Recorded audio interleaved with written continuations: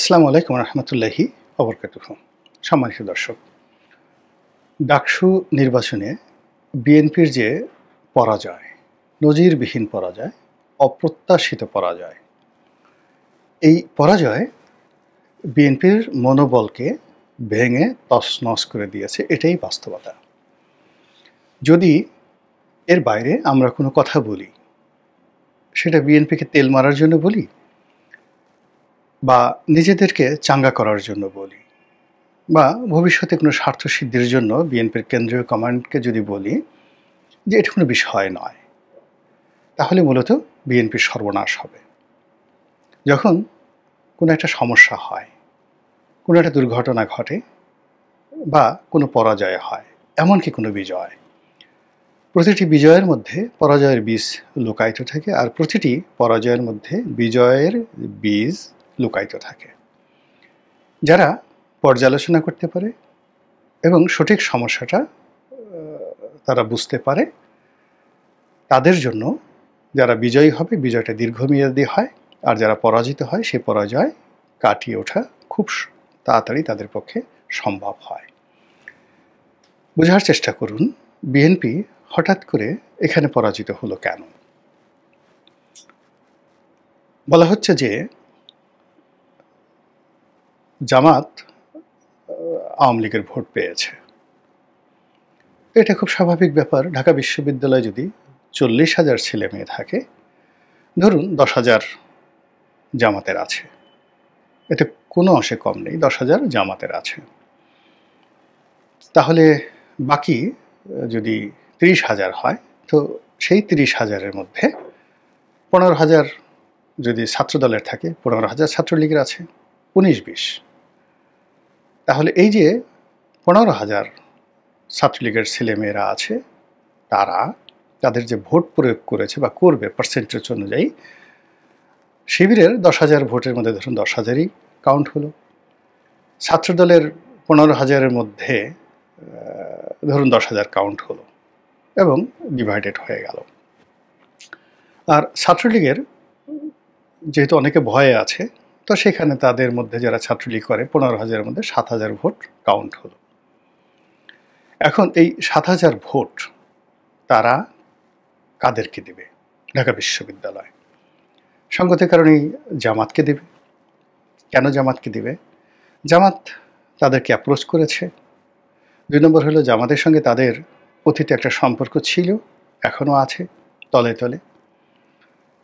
তৃতীয়ত, সারা বাংলাদেশে মূলত আওয়ামী লীগের সঙ্গে বিএনপির দ্বন্দ্ব এবং সংঘাত প্রকট।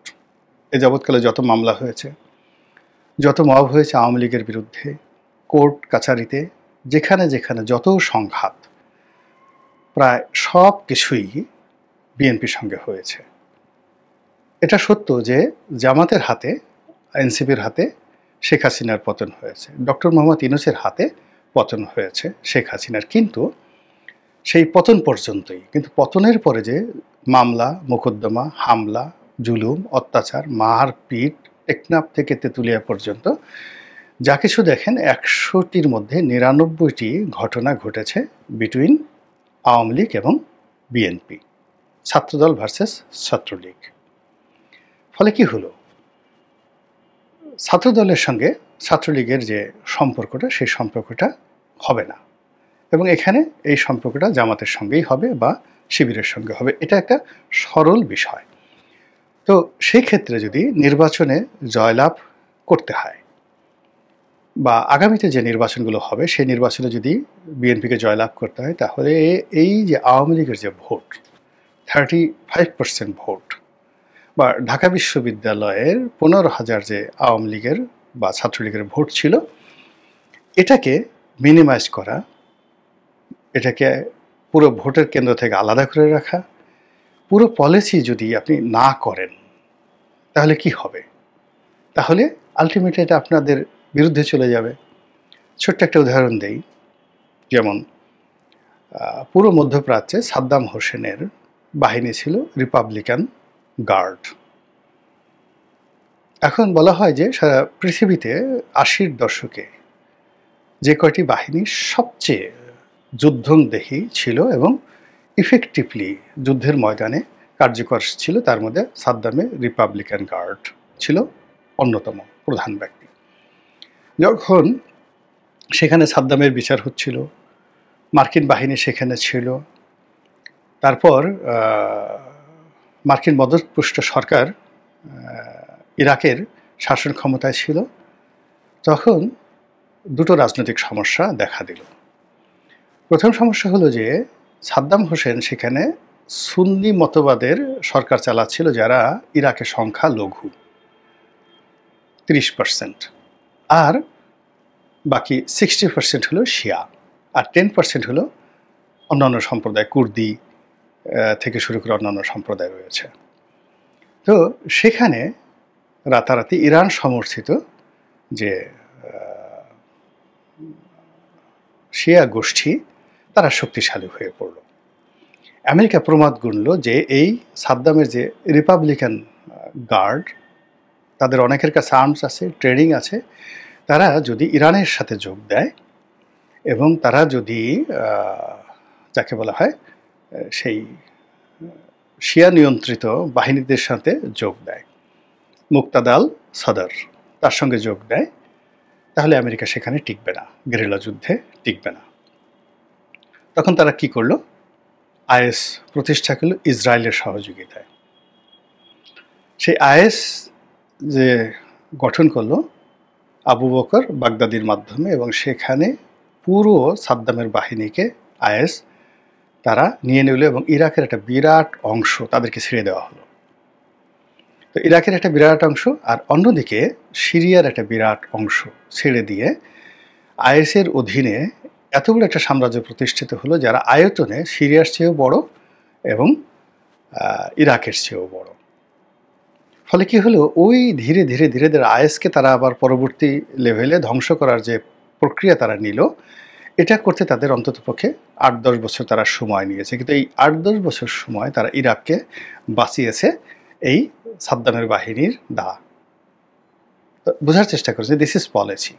তো সেক্ষেত্রে বাংলাদেশে এখন আওয়ামী লীগের অর্থ, আওয়ামী লীগের জনসমর্থন, আওয়ামী লীগের ভোটার, এরা সবার জন্য থ্রেট, যারা ক্ষমতায় যেতে চায় সবার জন্য থ্রেট। কাজেই এখন আপনাকে এই শক্তিটাকে নির্মূল করতে হবে, একদম নির্মূল করতে হবে, মূল ধারার বাইরে রাখতে হবে, অথবা এদেরকে একীভূত করতে হবে। এই একীভূত করার কাজটি প্রথম দিন থেকে একেবারে ফার্স্ট ডে আগস্টের 5 তারিখ থেকে ম্যাটিকুলাসলি জামাত যেভাবে করছে, বিএনপি এই জায়গাতে হাতই দিতে পারেনি।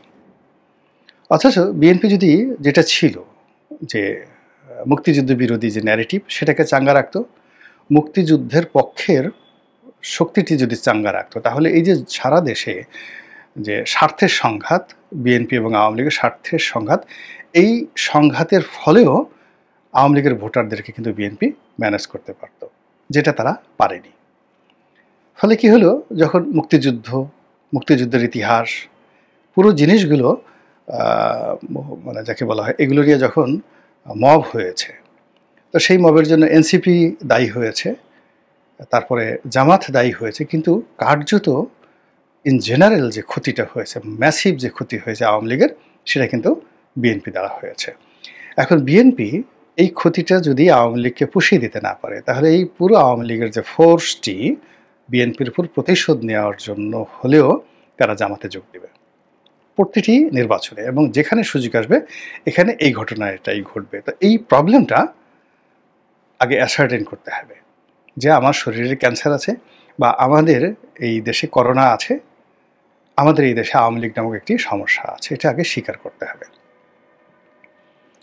বিএনপির কেন্দ্রীয় কমান্ড থেকে শুরু করে একদম নিচের যে পর্যায়ে, তারা কখনোই এই সমস্যাটাকে ওন করতে চায়নি, এই সমস্যাটাকে অ্যাভয়েডও করতে চায়নি, আর এই সমস্যাটাকে নিষ্পত্তিও করতে চায়নি। কিন্তু এই সমস্যাটাকে এনক্যাশ আলটিমেটলি এনসিপি করে ফেলেছে। এনসিপির অনেক নেতা যারা নির্বাচনে ভালো করতে চায়, তারা তাদের এলাকাতে আওয়ামী লীগের ভোটারদেরকে তারা আকৃষ্ট করে ফেলেছে। আপনি গিয়ে দেখেন আসিফ মাহমুদ, সজীব ভুইয়া কুমিল্লাতে কি করেছে, একইভাবে অন্যান্য যারা আছে, হাসনাত তার এলাকাতে কি করেছে, সার্জিস তার এলাকাতে কি করেছে, তারা কোনো শত্রুতা করেনি। ওখানে গিয়ে দেখেন তাদের যে সমস্ত এলাকাতে আছে, নাসিরুদ্দিন পাটোয়ারির এলাকাতে গিয়ে দেখেন কি হচ্ছে।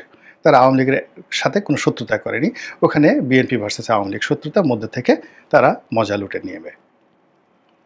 একইভাবে চরমোনাই পীর সাহেব তারা কি করেছে, তারা আওয়ামী লীগের সঙ্গে বরিশালে কোনো সংঘাতে যায়নি, কোথাও তারা সংঘাতে যায়নি, ওই সংঘাতের জায়গাটা তারা বিএনপির দিকে সরিয়ে দিয়েছে। ফলে কি হলো, এই যে ডাকসু নির্বাচনে বিএনপির যে ভূমিধস পরাজয়, এই পরাজয়ের কারণ হিসেবে এখন মির্জা আব্বাস দায়ী করছেন। অনেক নেতা মানে জামাত এবং আওয়ামী লীগের, শিবির এবং ছাত্রলীগের যে বন্ধুত্ব বন্ধন দায়ী করেছেন। তো এটাই তো হবে, এর বাইরে কী হবে? ইতিপূর্বে তো যে কয়বারই আমাদের রাজনীতির পট পরিবর্তন, পালা পরিবর্তন, সময়ের প্রয়োজনে কি আওয়ামী লীগ বিএনপি বন্ধু হয়নি? সময়ের প্রয়োজনে বিএনপি জামাত কি বন্ধু হয়নি? সময়ের প্রয়োজনে কি জাতীয় পার্টির কাছে বিএনপি যায়নি? সময়ের প্রয়োজনে জাতীয় পার্টি আওয়ামী লীগ বন্ধুত্ব হয়নি? এটা হয়েছে। অতীতে যদি হয়ে থাকে তাহলে এখন কেন ডক্টর মোহাম্মদ ইউনূস আওয়ামী লীগের বন্ধুত্ব হবে না? 111-এর সময় কি হলো? 111-এর সময় যে 111-এর কর্তা ব্যক্তিরা বিএনপিকে মাইনাস করেছিল, যখন তাদের পজিটিভ সময় আসলো তারা কি বিএনপির কাছে সবার আগে যায়নি? বিএনপি তো সেই সুযোগ নিতে পারেনি। মঈনুদ্দিন ফখরুদ্দিন তো অন ট্রাস্ট অর্দিলি অনেস্টলি বেগম জিয়ার কাছে আত্মসমর্পণ করতে চেয়েছে, তাদের কাছে ক্ষমতা দিতে চেয়েছে, এটা ওপেন সিক্রেট। কিন্তু বিএনপি সেটা ক্যাশ করতে পেরেছে? শেখ হাসিনা সেটা ক্যাশ করেছে, ফলে তারা ক্ষমতা এসেছে। এটাই তো নিয়ম। সেই নিয়মগুলো বিএনপি যদি অনুসরণ করতে না পারে, মূল্যায়ন করতে না পারে, তাহলে এই যে ডাকসুতে তাদের যে বিপর্যয়, সেই বিপর্যয় বাড়তে থাকবে। আমি মনে করি বিএনপি বড় দল, তাদের মধ্যে অনেক প্রাজ্ঞ লোক রয়েছে, অনেক জনপ্রিয় প্রার্থী রয়েছে, তারপরে অনেক জনপ্রিয় মুখ রয়েছে, প্রিয় মুখ রয়েছে, সেইগুলোকে তারা যদি সময় মতো কাজে লাগায়। এখন বিএনপির ধরেন তারেক রহমান সাহেবের প্রিয় কেউ হতে পারেন, সালাউদ্দিন সাহেবের প্রিয় কোনো ব্যক্তি হতে পারেন, তারপরে মির্জা ফখরুল সাহেবের প্রিয় ব্যক্তি হতে পারেন। এখন মির্জা ফখরুল সাহেবের প্রিয় ব্যক্তি যে বিএনপির প্রিয় ব্যক্তি হবে, নট লাইক দ্যাট। ধরুন যত কিছু হোক না কেন, এখনও যদি মাহিবি চৌধুরী কোনো একটা জায়গাতে দাঁড়ান, তো সেখানে দেখবেন যে বিএনপির নেতাকর্মী, ছাত্রদলের নেতাকর্মী, 500 নেতাকর্মী চলে আসবে। আর পাশে আপনি যদি বিএনপির অন্য কোনো এখন এই মুহূর্তে যাদের হাতে ক্ষমতা আছে, ধরুন রুহুল কবির রিজভী সাহেবকে দাঁড়া করিয়ে দেন, দেখবেন রিজভী সাহেবের কাছে, মাহির কাছে যে কজন লোক গিয়েছে তার অর্ধেক লোকও রিজভী সাহেবের কাছে যাবে না। এটাই রিয়ালিটি। এখন এটাকে বিএনপি কিভাবে এনক্যাশমেন্ট করবে? আবার ধরুন পার্থ, সে তো আন্দালিব রহমান পার্থ বিএনপির কেউ নন, কিন্তু কোনো একটা জায়গাতে ঢাকা বিশ্ববিদ্যালয় ক্যাম্পাসে যদি রুমিন দাঁড়ায়, তারপরে পার্থ দাঁড়ায়, দুজন দাঁড়িয়ে ডাকসু ভবনের সামনে কথা বলছেন, আর অদূরে ধরুন এখন এই মুহূর্তে ছাত্রদলের যাদের ক্ষমতা, যাদের হাতে ক্ষমতা, এরকম দুজন লোক দাঁড়িয়ে আছে, আমি নাম বললাম না, কাউকে ছোট করলাম না। আপনি বলেন তো, ছাত্রদলের যারা সাধারণ নেতাকর্মী বা ঢাকা বিশ্ববিদ্যালয়ের সাধারণ নেতাকর্মী, তারা কার কাছে যাবে? রুমিন ঢাকা বিশ্ববিদ্যালয়ের ছাত্রী না, পার্থ ঢাকা বিশ্ববিদ্যালয়ে পড়েনি, কিন্তু সাধারণ ছাত্রছাত্রীদের আকর্ষণ কাদের প্রতি থাকবে? এখন এই যে জনপ্রিয় যে মুখগুলো রয়েছে, সেই মুখগুলো বিএনপি তো কাজে লাগায়নি, লাগাচ্ছে না। বিএনপির মধ্যে রয়েছে, কিন্তু তারা তাদের যে গতানুগতিক রাজনীতি, সেই রাজনীতির মধ্যে তারা ঘুরপাক খাচ্ছে। যেখানে মিজানুর রহমান আজাহারি, তারপরে অন্যান্য যারা ওয়াজের ময়দানে খুব জনপ্রিয়, সেই তাদেরকে জামাত এনক্যাশ করছে, অনেককে প্রার্থী বানাচ্ছে, কোটি কোটি টাকা খরচ করছে আহমদুল্লাহর পেছনে, কোটি কোটি টাকা খরচ করছে মিজানুর রহমান আজাহারির বিরুদ্ধে। তারপরে ওই যে কুষ্টিয়ার এক ভদ্রলোক ওয়াজ করেন, তার পিছনে তাকে কুষ্টিয়াতে প্রার্থী ঘোষণা করে দেওয়া হয়েছে। তো এই যে তাদের যে জনপ্রিয়, এখন নেতৃত্বের দিক থেকে দেখা গেল যে ডক্টর মাসুদ, তারপরে অন্যান্য যারা আছেন, হামিদুর রহমান আজাদ, তারপরে শেষে সেলিম উদ্দিন, এরকম আব্দুল্লাহ তাহের, এরকম ১০ জন জামাতের যারা শীর্ষ নেতা রয়েছেন, তো তাদের যে নেতৃত্বের গুণাবলী, দলের প্রতি কন্ট্রিবিউশন, দলে তাদের যে গুরুত্ব, সেই দিকে যদি চিন্তা করেন, তাহলে মিজানুর রহমান আজহারী বা অন্যান্য যারা আছেন, দলে তাদের ওজন যদি আমি আগে যাদের নাম বললাম ১ মণ হয়, এদের ওজন ১ কেজিও নয়। কিন্তু যখন মঞ্চ সাজানো হয়, যেহেতু মঞ্চের অডিয়েন্সের আকর্ষণ মিজানুর রহমান আজহারীর পক্ষে, তখন তারা করে কি, এই সিনিয়র নেতৃবৃন্দ তারা হাত ধরে তাকে সেই যাকে বলে শাইখুল হিসাবে, অর্থাৎ অনুষ্ঠানের প্রধান মেহমান আজিম হিসাবে তাদেরকে যে কদর করা হয় এবং তাদেরকে যেভাবে তোয়াজ তদবির করা হয়, আলটিমেটলি এই জনপ্রিয়তাটা চলে আসে জামাতের পকেটে। অথচ মিজানুর রহমান আজহারী যেখানে ওয়াজ করতে যায়, সেখানে বিএনপির অনেক লোক আসে, আওয়ামী লীগের লোকও আসে, এবং তারা এই বিনয় দেখে তারা জামাতের প্রতি অনুরক্ত হয়ে যায়। অন্যদিকে বিএনপির যে সকল মানে পরিচিত মুখ রয়েছে, যে সকল সম্মানিত মুখ রয়েছে, যে সকল জনপ্রিয় মুখ রয়েছে, সেটা গায়ক হোক, শিল্পী হোক, রাজনৈতিক নেতা হোক, বুদ্ধিজীবী হোক, তাদেরকে কি করে গুটিয়ে গুটিয়ে গুটিয়ে গুটিয়ে শেষ করে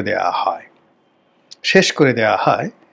এটার মানে মানে বাস্তব উদাহরণ তো আমরা দেখতে পাচ্ছি। এবং তাদেরকে কোনো একটা অনুষ্ঠানে ডাকা হচ্ছে না, কোথাও তাদের হাতে মাইক দেওয়া হচ্ছে না।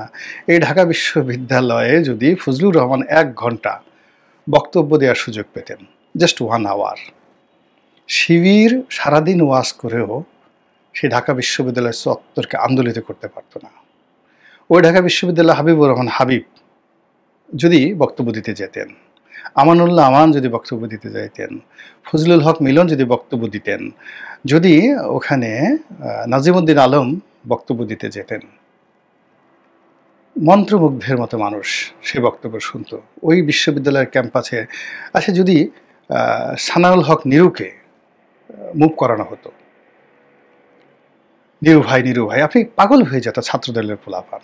এখন নিরু সাহেব নমিনেশন আপনি দিবেন না, তাকে দরকার নেই। কিন্তু এই সময়তে তো ঢাকা বিশ্ববিদ্যালয়ে সানাউল হক নিরুকে দরকার, মালেককে দরকার, রতনকে দরকার। মালেক আছে কিনা আমি জানি না, কিন্তু রতন তো আছে, কামরুজ্জামান রতন এখনও তো পার্টি পলিটিক্সে আছে। তো এত বড় একটা নির্বাচনে কেন তাদেরকে মুভ করানো হলো না? ঢাকা বিশ্ববিদ্যালয়ে কেন মুভ করানো হলো না? ছাত্র রাজনীতিতে এরা কিংবদন্তি। আচ্ছা, ওই যে এহসানুল হক মিলন, তার সাথে তারেক রহমান সাহেবের সম্পর্ক ভালো না, আমরা জানি। তাকে মনোনয়ন দেওয়া হবে না, ওখানে অন্যজনকে মনোনয়ন দেওয়া হবে, তাও আমরাও জানি।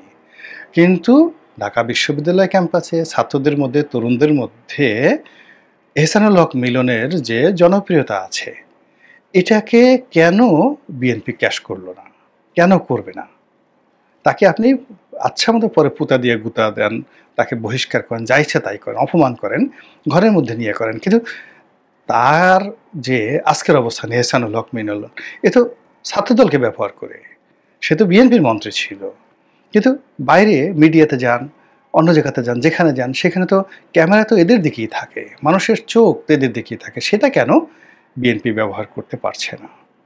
এই জিনিসগুলো বিএনপিকে স্যাগ্রিগেট করতে হবে, আলাদা করতে হবে এবং মূল্যায়ন করতে হবে। না হলে যে দুর্ভোগ শুরু হয়েছে, সেই দুর্ভোগ ক্রমাগতভাবে বাড়তেই থাকবে। মহান আল্লাহ আমাদের সবাইকে হেদায়েত দান করুন এবং হেফাজত করুন। আসসালামু আলাইকুম ওয়া রাহমাতুল্লাহি ওয়া বারাকাতুহু।